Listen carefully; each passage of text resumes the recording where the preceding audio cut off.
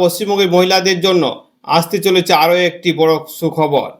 যারা বর্তমানে লক্ষ্মী ভাণ্ডারে টাকা পাচ্ছেন তাদের ব্যাংক অ্যাকাউন্টে এবার কি ঢুকতে পারে নতুন প্রকল্পের টাকা, অন্নপূর্ণা ভাণ্ডারের টাকা। মাসে ৩,০০০ টাকা পর্যন্ত সরাসরি ডিবিডির মাধ্যমে ব্যাংকে পাঠানো হতে পারে। কিন্তু সবচেয়ে বড় প্রশ্ন হলো, সবাই কি টাকা পাবে? নতুন করে আবেদন করতে হবে? কারা এই তালিকা থেকে বাদ যেতে পারেন? ১ জুলাই থেকে কি সত্যি টাকা ঢুকবে?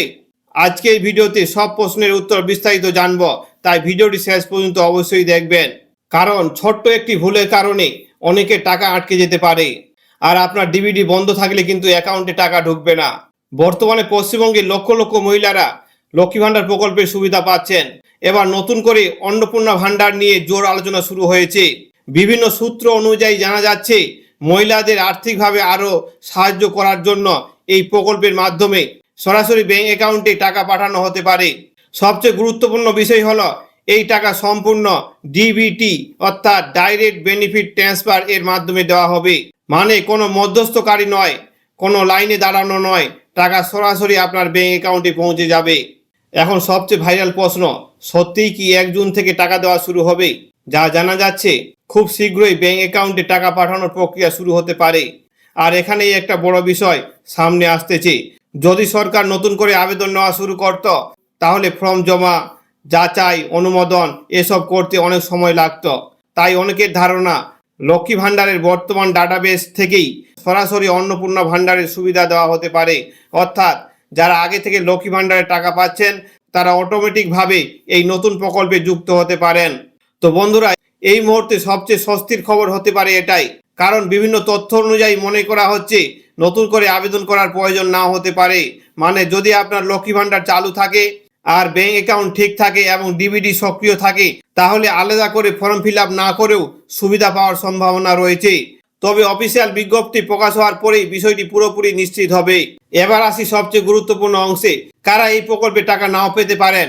এখানে কয়েকটি শর্তের কথা বলা হয়েছে, যেমন যাদের সরকারি রেকর্ডে সমস্যা রয়েছে, যাদের নাম সরকারি তালিকা থেকে বাদ গেছে, মৃত ব্যক্তিদের নাম, যারা ভারতীয় নাগরিক নন, যাদের নাগরিকত্ব সংক্রান্ত মামলা এখনো বিচারাধীন, কিন্তু বিশেষ ক্ষেত্রে যাদের নথি যাচাই সম্পূর্ণ হয়নি, তাদের আপাতত এই সুবিধা থেকে বাদ রাখা হতে পারে। এছাড়াও আপনার ভোটার কার্ড, আধার কার্ড এবং ব্যাংক তথ্য সঠিক থাকা খুব গুরুত্বপূর্ণ, কারণ সমস্ত যাচাই ডিজিটাল পদ্ধতিতে করা হতে পারে। বন্ধুরা, অনেকে এখনো জানেন না ডিবিডি ঠিকমতো চালু আছে কিনা, কিন্তু এই প্রকল্পে ডিবিডি সবচেয়ে গুরুত্বপূর্ণ ভূমিকা নিতে পারে। কারণ টাকা সরাসরি আধার লিঙ্ক করা ব্যাংক অ্যাকাউন্টে পাঠানো হবে। তাই অবশ্যই চেক করে নিন আপনার আধার কার্ডের সঙ্গে ব্যাংক অ্যাকাউন্টের লিঙ্ক আছে কিনা, ডিবিডি এনেবল আছে কিনা, মোবাইল নম্বর ব্যাংক অ্যাকাউন্টে আপডেট আছে কিনা। না হলে টাকা আটকে যেতে পারে।